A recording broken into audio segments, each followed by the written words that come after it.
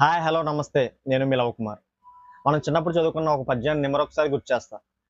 అల్పుడెప్పుడు పలుకు నాడంబరముగాను సజ్జనుడు పలుకు చల్లగాను కంచు మోగినట్లు కనకంబ మోగున విశ్వదాభిరామ వినోవేమ.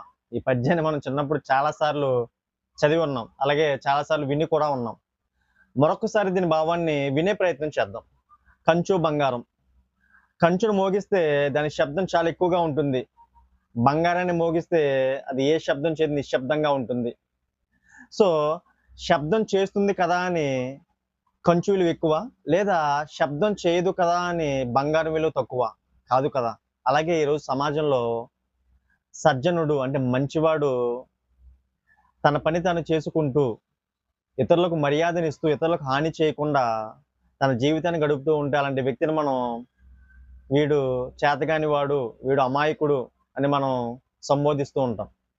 అదే అల్పుడు అంటే చెడ్డవాడు డబ్బా కొట్టుకుంటూ, తన గొప్పలు తాను చెప్పుకుంటూ, ఇతరుల మీద అరుస్తూ, తిరుగుతూ ఉంటాడు. అలాంటి వ్యక్తి మాయలో మనం పడిపోతాం. ఎందుకంటే, అలాంటి వాడే మనల్ని మోసం చేస్తాడు. ఒకటి గుర్తుపెట్టుకో మిత్రమా, గొప్పతనం అనేది మాటల్లో కాదు, మన ప్రవర్తనలో ఉంటుంది.